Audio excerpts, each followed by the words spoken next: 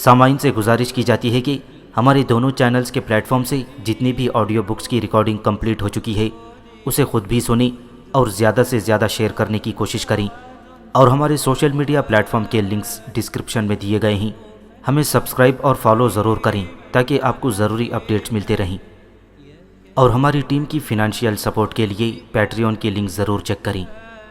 جزاک اللہ۔ بسم اللہ الرحمن الرحیم۔ ارطغرل غازی، چوتھا حصہ، ایپیسوڈ 59۔ مینکس سرائے میں ارطغرل سے ملاقات کے لیے جا رہا تھا کہ راستے میں ہی ان کی ملاقات ہو گئی۔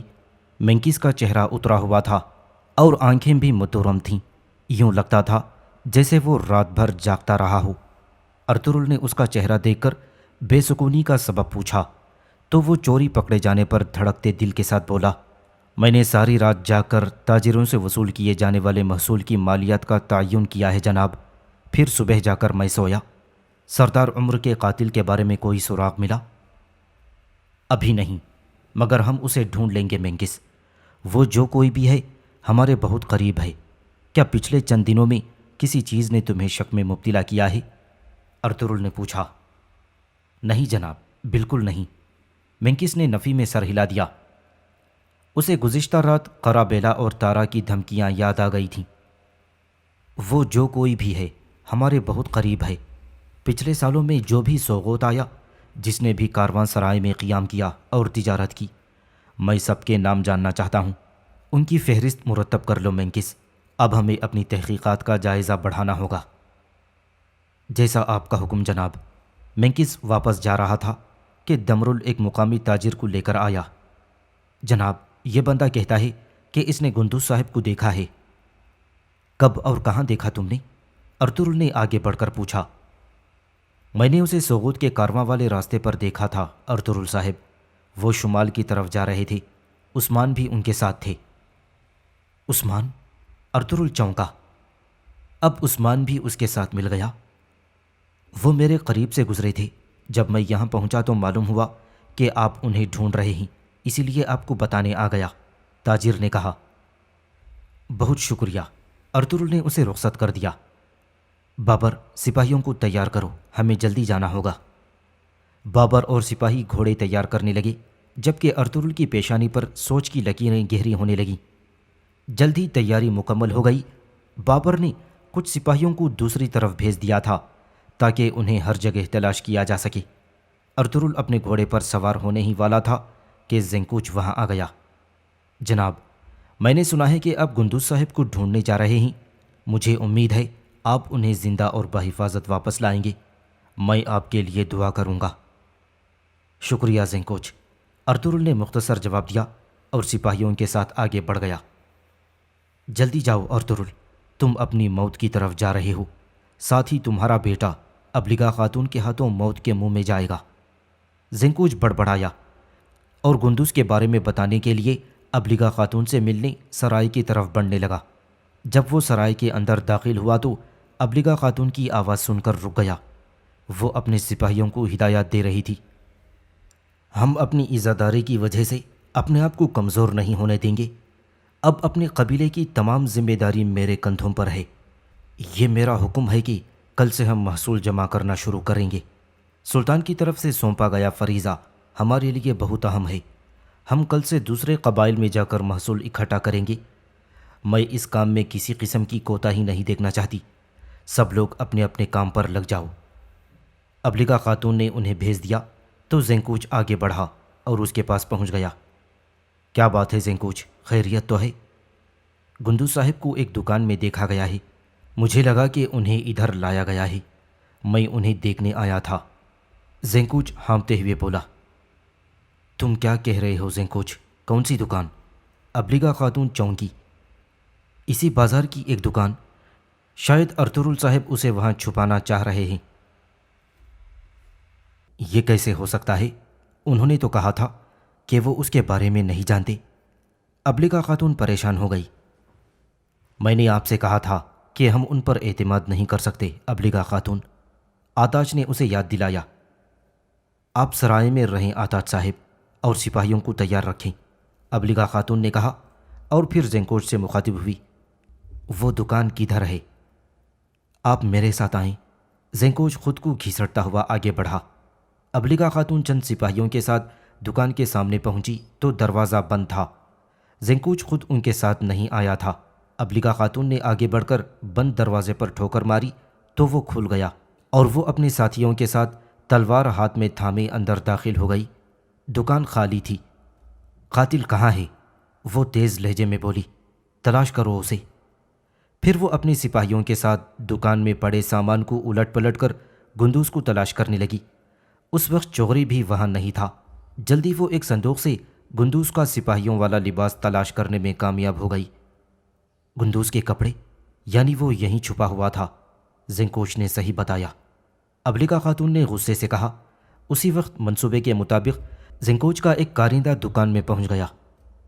تم سب یہاں کیا دیکھ رہے ہو؟ اس نے حیرت کا اظہار کیا۔ پہلے یہ بتاؤ کہ تم کون ہو اور یہاں کیا کر رہے ہو؟ ابلیغا خاتون اس کی طرف متوجہ ہوئی تو سپاہیوں نے آنے والے کو گھیر لیا۔ یہ دکان میری ہے، وہ تیز لہجے میں بولا۔ تم اپنی دکان میں مجرموں کو پناہ دیتے ہو؟ ابلیغا خاتون نے طنز کیا۔ یہاں چھپنے کے لیے گندوز نے تمہیں کتنا سونا دیا ہے؟ میں قسم کھاتا ہوں مجھے نہیں معلوم کہ وہ یہاں تھا۔ میں نے اسے کچھ دیر پہلے دیکھا تھا، دکان سے نکل کر کہیں جا رہا تھا۔ کس طرف گیا ہے وہ؟ ابلیغا خاتون نے جلدی سے پوچھا۔ اگر میں نے آپ کو بتایا تو ارطغرل صاحب مجھے مار ڈالیں گے۔ وہ گھبرا گیا۔ اگر تم نے مجھے نہ بتایا تو میں تمہیں مار دوں گی۔ بتاؤ وہ کہاں گیا ہے؟ ابلیغا خاتون نے اسے گریبان سے پکڑ کر زمین پر گرا دیا۔ ٹھیک ہے، میں بتاتا ہوں، وہ عثمان کے ساتھ گیا ہے۔ کہاں گئے وہ دونوں؟ وہ دکان کے پچھلے دروازے سے نکلے تھے اور جنوب کی طرف گئے ہیں۔ برائے مہربانی ارطغرل صاحب کو مت بتانا ورنہ وہ مجھے مار ڈالیں گے۔ تم نے مجھ سے دوبارہ جھوٹ بولا ارطغرل، اب تمہارا بیٹا میرے ہاتھوں سے بچ نہیں پائے گا۔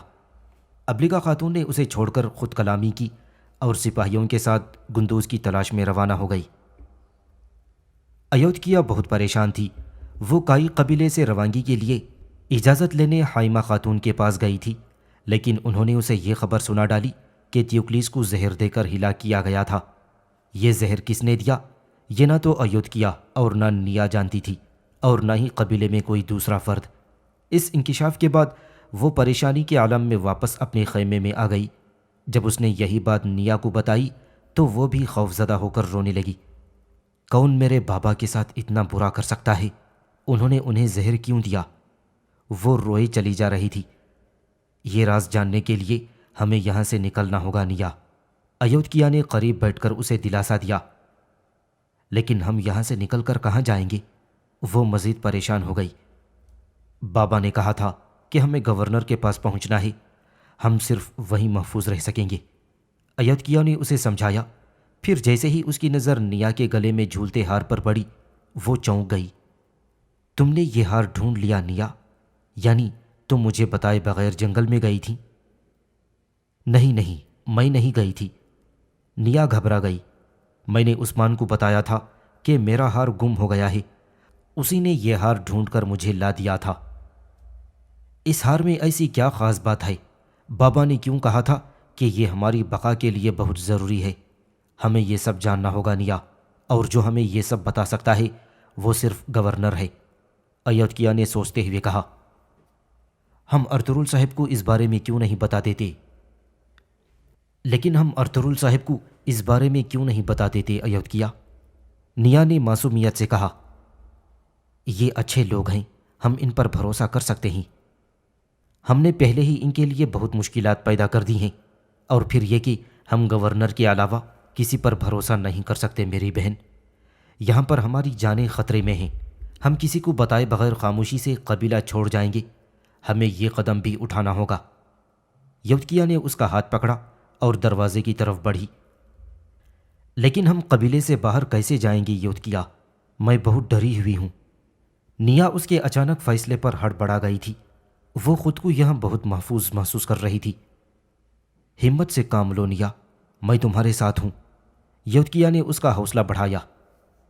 ارطغرل صاحب اور بہت سے سپاہی قبیلے میں نہیں ہیں، یہ اچھا موقع ہے، تم میرا ہاتھ مضبوطی سے تھامے رکھنا۔ یودقیہ نے کہا تو نیا نے اس کے ہاتھ پر اپنی گرفت مضبوط کر دی۔ جلد ہی دونوں خیمے سے باہر آ گئیں۔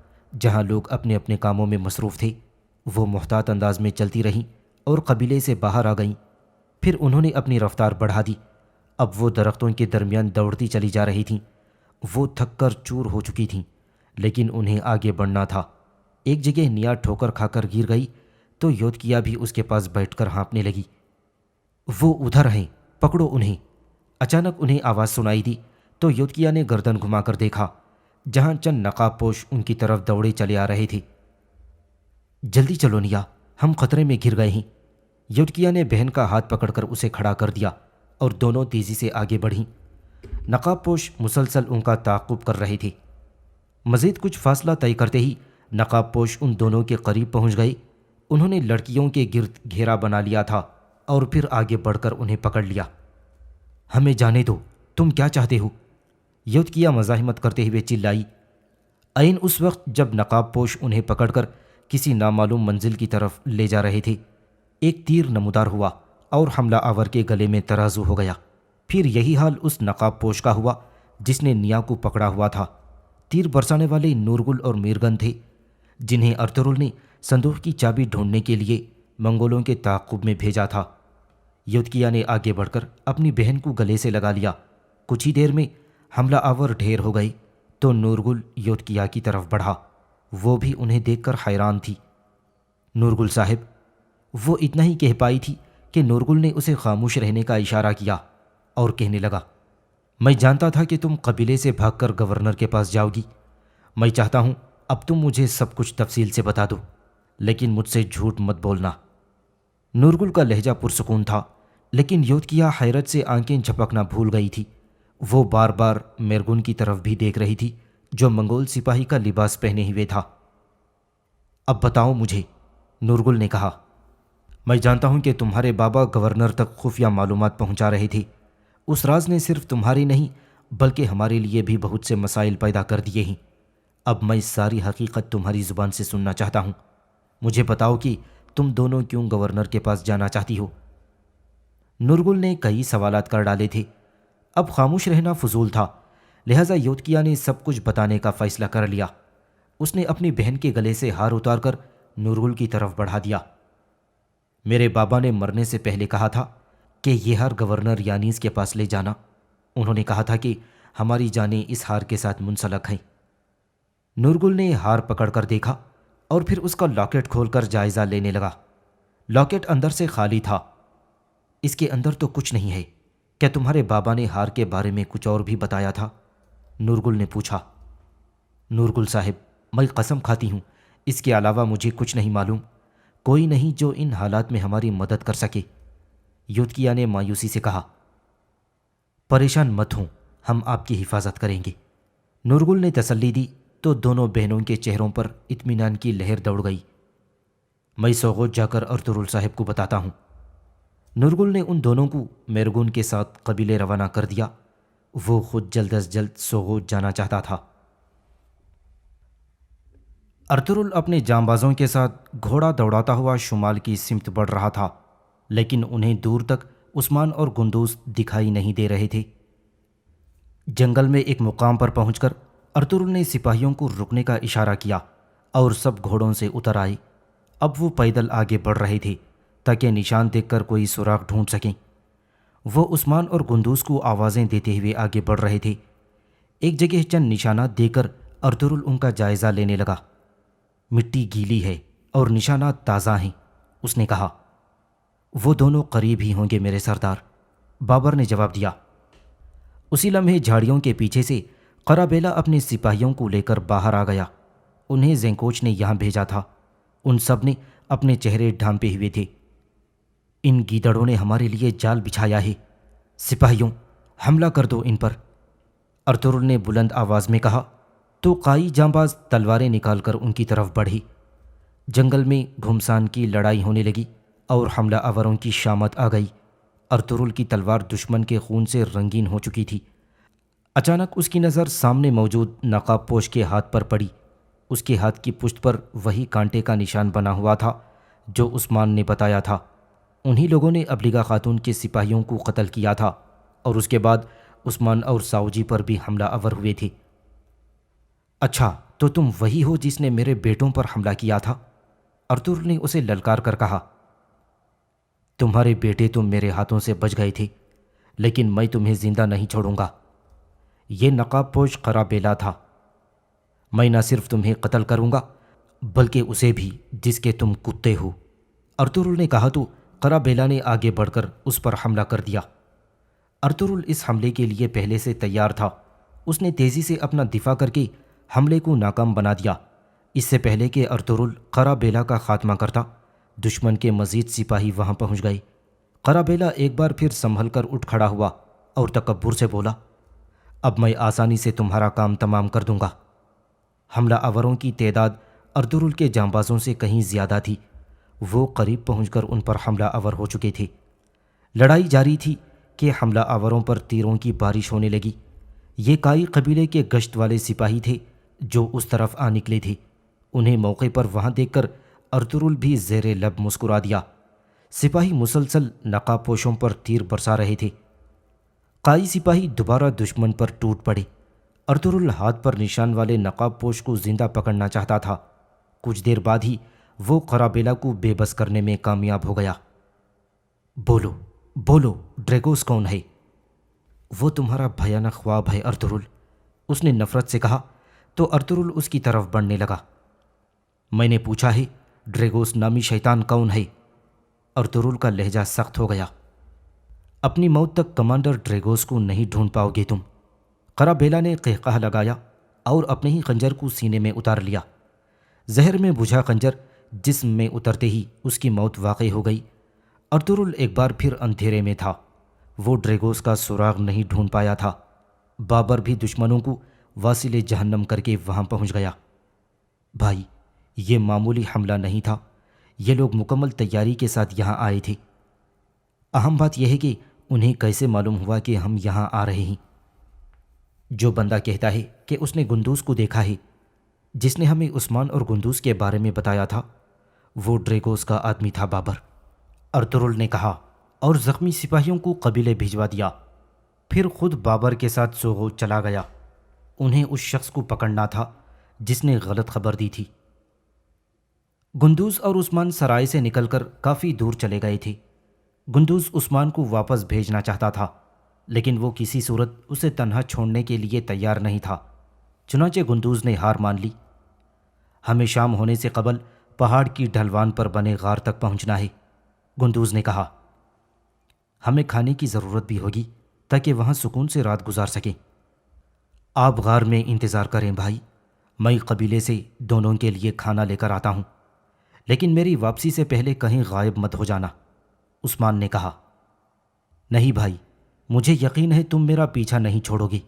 تم جلدی جاؤ، میں غار میں انتظار کروں گا۔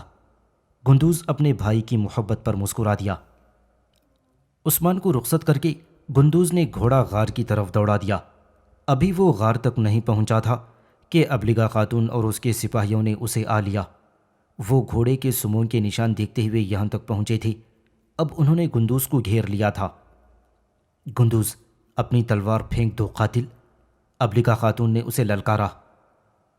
میں قاتل نہیں ہوں ابلیغا خاتون، تم سمجھ کیوں نہیں رہی؟ گندوز نے تیز لہجے میں کہا۔ کیا تم سمجھتے ہو کہ تم بھاگ جاؤ گی؟ اب نہ تم اور نہ ہی تمہارے بابا مجھ سے بھاگ سکتے ہیں۔ ابلیغا خاتون بھی ڈٹ گئی۔ وہ گندوز کو زندہ پکڑنا چاہتی تھی۔ اس کا اشارہ ملتے ہی عمر والار سپاہیوں نے گندوز کے گرد گھیرا تنگ کر دیا۔ صورتحال کی نزاکت بھانپتے ہی گندوز گھوڑے سے اتر آیا اور تلوار میان سے کھینچ لی۔ وہ تلوار سے ان پر وار کر رہا تھا۔ اسے پکڑنا اتنا آسان نہیں تھا۔ ابلیغا خاتون بھی یہ منظر دیکھ رہی تھی۔ مجھے خون بہانے پر مجبور مت کرو خاتون، گندوز نے ابلیغا خاتون کو خبردار کیا۔ کیا تم نے پہلے کچھ کم خون بہایا ہے گندوز؟ کیا یہ کافی نہیں کہ تم نے میرے بابا اور سپاہیوں کو قتل کر دیا؟ اب تم بھاگ نہیں سکتے۔ سپاہیوں، گرفتار کر لو۔ ابلیغا خاتون نے سپاہیوں کو حکم دیا تو وہ گندوز پر ٹوٹ پڑے، لیکن گندوز بھی کسی سے کم نہیں تھا۔ یہ کشمکش دیر تک جاری رہی اور پھر گندوز کو زندہ پکڑ لیا گیا۔ ابلیغا خاتون گھوڑے سے اتر کر اس کے قریب آ گئی۔ بدلے کا وقت آ گیا ہے گندوز، پہلے تم نے میرے سپاہیوں کو قتل کیا اور پھر میرے بابا کو، اب میں تمہیں اپنے ہاتھوں سے سزا دوں گی۔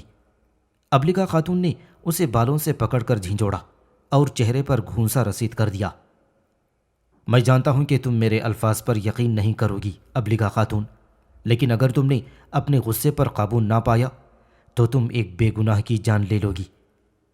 گندوز نے اسے خبردار کرتے ہوئے کہا تو ابلیغا خاتون نے میان سے تلوار نکال کر اس کی گردن پر رکھ دی۔ اگر تم مجھے مار دو گی تو یہ اصل قاتلوں کے لیے خوشی کا باعث ہوگا۔ تم نے قتل کیے ہیں گندوز، اس لیے تمہیں قتل کرنا میرا حق ہے۔ یہ کہتے ہی ابلیغا خاتون نے تلوار ہوا میں بلند کی، جبکہ گندوز نے کلمہ پڑھ کر آنکھیں بند کر لی تھیں۔ عین اس وقت جب ابلیغا خاتون اس کا سر کاٹنے والی تھی، ایرین وہاں پہنچ گئی۔ وہ بازنطینی سپاہیوں کے ساتھ آئی تھی جو ابلیغا خاتون کے ساتھیوں پر تیر برسا رہے تھے۔ جیسے ہی ایرین کے سپاہیوں نے ان کے گرد گھیرا تنگ کیا، آتاش نے گندوز کو پکڑ کر اس کی گردن پر تلوار رکھ دی۔ ابلیغا خاتون خود بھی ایرین کی آمد پر حیران تھی۔ گندوز کو چھوڑ دو ورنہ تم سب مارے جاؤ گی، ایرین نے دور سے انہیں خبردار کیا۔ اس کے ہاتھ میں کمان تھی۔ ابلیغا خاتون اس نازک سی لڑکی کو حیرت سے دیکھ رہی تھی۔ اس کے کانوں میں ارطغرل کے کہے ہوئے الفاظ گونج رہے تھے، جب آپ کے سپاہی قتل ہوئے تو گندوز گورنر یانیس کی بیٹی ایرین کے ساتھ تھا۔ پھر ابلیغا خاتون کے ہونٹوں پر طنز یا مسکراہٹ نمودار ہوئی۔ گورنر کی بیٹی ایرین، اچھا تو یہ تم ہو، بلند آواز میں وہ بولی۔ اپنے ہتھیار پھینک دو ورنہ تم سب مارے جاؤ گی۔ اس نے ابلیغا خاتون کے سوال کو نظر انداز کر دیا۔ اس معاملے میں دخل اندازی مت کرو ایرین، ابلیغا خاتون نے سخت لہجے میں کہا۔ میں نے کہا اپنے ہتھیار پھینک دو، ایرین ڈٹ گئی۔ میں تمہیں آخری بار کہتی ہوں، اس کے بعد میرے سپاہی تم لوگوں کو زندہ نہیں چھوڑیں گے۔ ابلیغا خاتون کے لیے بچ نکلنے کا کوئی موقع نہیں تھا، چنانچہ اس نے اپنے سپاہیوں کو ہتھیار ڈالنے کا اشارہ کر دیا۔ جیسے ہی انہوں نے اپنی تلواریں پھینکیں، ایرین کے سپاہیوں نے آگے بڑھ کر انہیں اٹھا لیا۔ گندوز بھی آزاد ہو گیا تھا۔ اب تم مجھے بھی میرے بابا اور سپاہیوں کی طرح مار ڈالو گے، ابلیغا خاتون نے نفرت سے کہا۔ اگر میں قاتل ہوتا تو اب تک تمہارا سر قلم کر چکا ہوتا، دوبارہ کبھی یوں میرے پیچھے مت آنا۔ گندوز اسے تنبیہ کر کے ایرین کی طرف بڑھ گیا۔ ابھی حساب ختم نہیں ہوا گندوز، ابلیغا خاتون نے اسے آواز دی، مگر گندوز نے کوئی جواب نہ دیا۔ وہ ایرین کے پاس پہنچ چکا تھا۔ تم یہاں کیسے آ گئیں ایرین؟ وہ اس کا شکریہ ادا کرتے ہوئے بولا۔ جب مجھے معلوم ہوا کہ تم بھاگ گئے ہو تو میں نے سوچا تم وہاں آؤ گے جہاں ہم ملے تھے۔ میں نے تمہیں اس طرف جاتے دیکھ لیا تھا، اچھا ہوا میں تمہارے پیچھے آ گئی، ورنہ اس عورت نے تمہیں مار دیا ہوتا۔ ایرین نفرت سے ابلیغا خاتون کی طرف دیکھ رہی تھی۔ تم نے بہت مشکل وقت میں میری مدد کی ایرین، گندوز نے ایک بار پھر اس کا شکر ادا کیا۔ اب تم کیا کرو گی گندوز؟ ایرین نے پوچھا۔ قاتل یقیناً میرے پیچھے آئیں گے، مجھے ہر صورت انہیں بے نقاب کرنا ہوگا۔ اس دوران مجھے لوگوں کی نظروں سے دور رہنا ہوگا، لیکن یہ محفوظ مقام کون سا ہوگا یہ میں ابھی نہیں جانتا، گندوز نے کہا۔ تمہارے لیے سب سے محفوظ جگہ قلعہ ہے، میں تمہیں اپنے ساتھ قلعے میں لے جاؤں گی، ایرین نے سوچ کر کہا۔ لیکن تمہارے بابا؟ گندوز ہچکچایا۔ میرے اور میرا کے علاوہ سب لوگ اس بات سے لا علم رہیں گے۔ ناممکن، سپاہی تمہارے بابا کو میری مخبری کر دیں گے، گندوز نے خدشہ ظاہر کیا۔ بے فکر رہو، یہ سب میں سنبھال لوں گی، ایرین نے اسے یقین دلایا۔ پھر وہ اپنے دستے کے کمانڈر سے مخاطب ہوئی۔ کمانڈر، میں گندوز صاحب کو یہاں سے دور لے جاؤں گی، تم انتظار کرنا، یہ ہمارا تعاقب نہ کرنے پائیں، جب ہم نظروں سے اوجھل ہو جائیں تو انہیں چھوڑ کر قلعے میں آ جانا۔ ایرین نے حکم دیا اور گندوز کے ساتھ گھوڑے پر سوار ہو کر وہاں سے روانہ ہو گئی، جبکہ ابلیغا خاتون بے بسی سے انہیں وہاں سے دور جاتے دیکھتی رہ گئی۔ یہ مت سوچنا کہ تم بچ کر نکل گئے، تم دنیا کے دوسرے کونے میں بھی پہنچ جاؤ، میں تمہیں ڈھونڈ نکالوں گی۔ اس نے انہیں جاتا دیکھ کر ہانک لگائی۔ دوبارہ میرا تعاقب مت کرنا ابلیغا خاتون، ورنہ میں تمہیں زندہ نہیں چھوڑوں گا۔ گندوز نے بھی ترکی بترکی جواب دیا اور گھوڑا دوڑاتا ہوا ایرین کے ساتھ دور چلا گیا۔ ایرین اسے قلعے کے نزدیک ایک محفوظ مقام پر لے گئی اور وہیں چھوڑ کر خود قلعے کے اندر چلی گئی، اور شام تک ایرین اپنی خاص خادمہ میرا کی مدد سے گندوز کو قلعے کے اندر لانے میں کامیاب ہو گئی۔ اس مقصد کے لیے گندوز کو بازنطینی سپاہیوں کی وردی پہنا دی گئی تھی تاکہ کسی کو یہ معلوم نہ ہو سکے کہ وہ قلعے میں موجود ہے۔ گندوز کو محل کے ایک خفیہ کمرے میں پہنچا دیا گیا جس کا علم بہت کم لوگوں کو تھا۔ ایرین اس کے ساتھ تھی۔ گندوز بازنطینی وردی میں بہت گھٹن محسوس کر رہا تھا، لیکن اسے پہننا ضروری تھا۔ یہ تمہارے لیے محفوظ ترین جگہ ہے گندوز، اس جگہ کا صرف مجھے اور میرا کو علم ہے۔ یہ کمرہ کسی بھی مقصد کے لیے استعمال نہیں کیا جاتا۔ تم نے میری خاطر اپنی جان خطرے میں ڈال لی، میں اس کا بدلہ نہیں چکا سکوں گا ایرین۔ گندوز نے اس کا شکر ادا کیا۔ میرے لیے یہی کافی ہے کہ تم محفوظ ہو۔ مجھے ڈر تھا کہ وہ عورت تمہیں نقصان نہ پہنچا دے۔ سب کچھ ختم ہو چکا ہے، جب وقت آئے گا تو میں ایک ایک سے حساب لوں گا، گندوز نے جواب دیا۔